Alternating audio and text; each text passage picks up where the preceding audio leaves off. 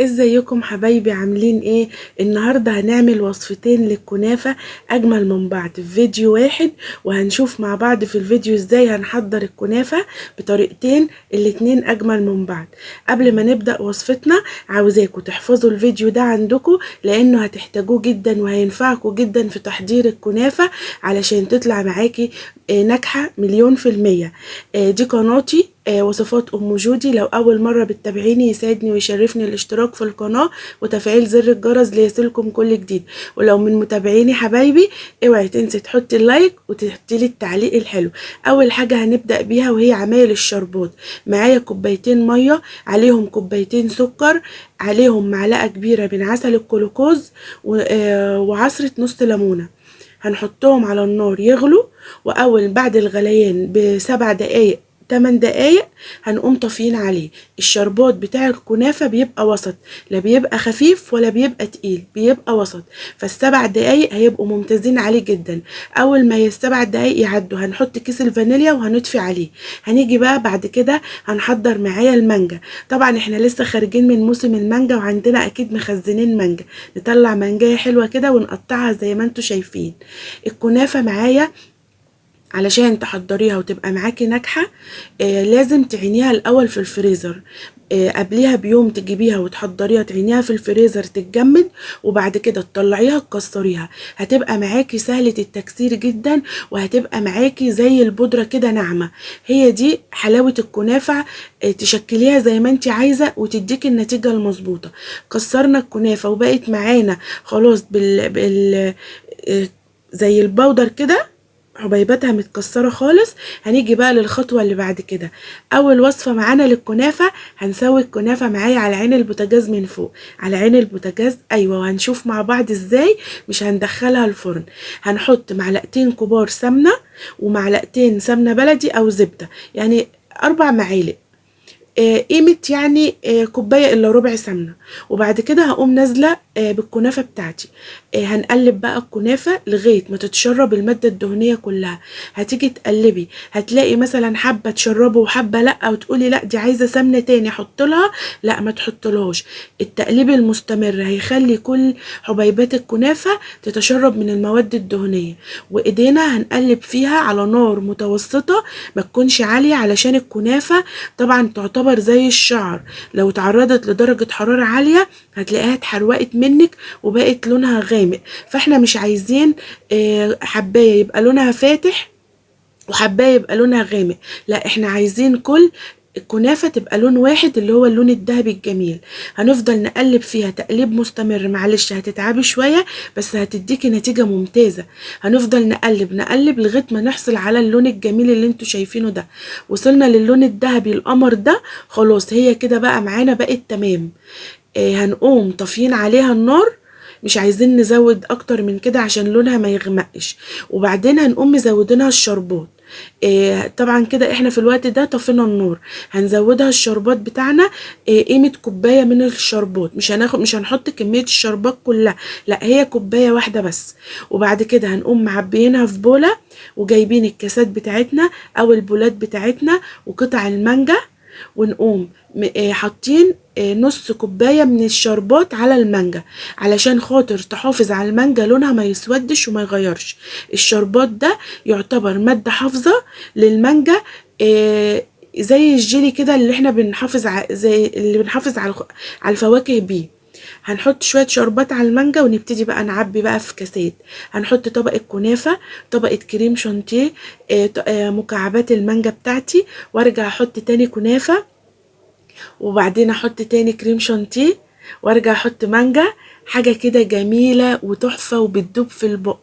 الوصفة دي تنفع لمناسبة عندك، لو عندك عيد ميلاد، عزمة ضيوف، عزمة اي حد.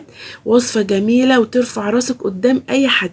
بأمانة حاجة كده تشرف. ومعايا بقى وحدتين كريز هنزين بيهم الكاس بتاعنا. اظن مفيش اجمل من كده. هنعبي الكمية بتاعتنا كلها بقى في اطباق، في كاسات، في بولات. وطبعا احنا عارفين الحاجات دي احنا بنشتريها من بره بكام. لا ده احنا هنعملها في البيت البيت وبأقل التكاليف. طبعا الكريم شانتيه احنا بنعرف نحضره، وهو كوباية من الكريم شانتيه عليها كوباية من المية المثلجة، عليها معلقتين سكر بودر، وهنضربهم بالمضرب الكهربائي هيدينا القوام ده. وانا هسيب لكم برضو المقادير في صندوق الوصف. اديكوا شايفين معايا الكنافة عاملة ازاي، بتدوب في البق حاجة كده زي العسل وقمر، مفيش اجمل ولا احلى من كده. ودي يعني كانت اول وصفة معانا للكنافة. عاوزاكم لو وصلتوا معايا لغاية هنا في الفيديو ما تنسوش تحطوا اللايك وتدعموني بتعليق حلو كده، وتفعلوا الجرس وتشتركوا في القناة. خلصنا من اول وصفة، اكتبوا لي فيها رأيكم لو وصلتوا معايا لغاية هنا. هنيجي عند تاني وصفة وهي صينية الكنافة. زي ما عملنا الكنافة التانية وطلعناها من الفريزر وكسرناها، هنطلع برضو كيس كنافة تاني نص كيلو وهنكسره بنفس الطريقة. اهم حاجة تكون في الفريزر، تطلع من الفريزر على طول على التكسير، ما تسيبيهاش حتى تفك، لان لو فكت هتبقى فيها الشعر بتاع الكنافة هيبقى طويل وهيغلبك ومش هيديك الشكل اللي انت حباه. اهم حاجة تطلع من الفريزر تكسريها على طول في صينية زي ما انت شايفة كده. جبت صينية معايا مقاس 30، نزلت فيها ب4 معالق كبار سمنة. انا حاطة هنا سمنة على زبدة، عندك سمنة بلدي وعايزة تحلي الكلام حطي، دي حاجة ترجع لك بقى انت وجمالك.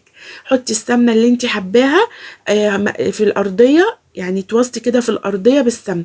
هنبتدي بعد كده نجيب الكنافه ونفردها كده في الصينيه ونضغط بالراحه علشان خاطر تاخد معانا الشكل الجميل اللي انتوا شفتوه في اول الفيديو. ونعمل احرف كده للكنافه على الصينيه من الجنب علشان خاطر عايزين بيت نحط فيه الكريمه، وهتشوفوا مع بعض ازاي دلوقتي.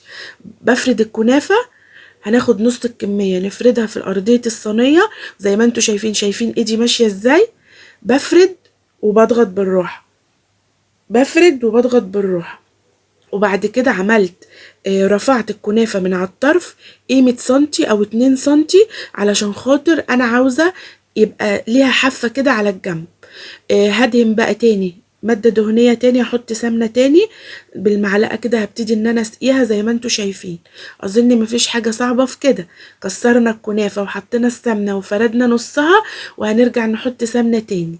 خلاص حطينا السمنة بتاعتنا، هنيجي بقى نحضر طبقة الكريمة.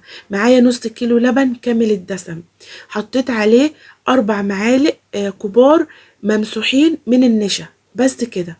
هنقلب النشا تدوب في اللبن، وبعد كده هرفعها على النار تاخد القوام المناسب اللي انتوا هتشوفوه معايا دلوقتي على نار متوسطة، وايدك فيها تقليب مستمر عشان ما تتلسعش منك وتحرق. وصلت معايا للقوام الجميل ده. ما بنحطش سكر للكريمة علشان تحسي ان انتي بتاكلي قشطة، لو حطيتي سكر هتجزع معاكي جدا ومش هتبقي حباها، انما كده طعمها هيديكي طعم القشطة بالظبط. هننزل بقى الكريمه وهي سخنه، ما ينفعش تحطيها بارده، وهي سخنه هتديكي نتيجه افضل. هتبتدي بقى ان انت تفردي الكريمه، شايفين ما شاء الله قوامها عامل ازاي وشكلها.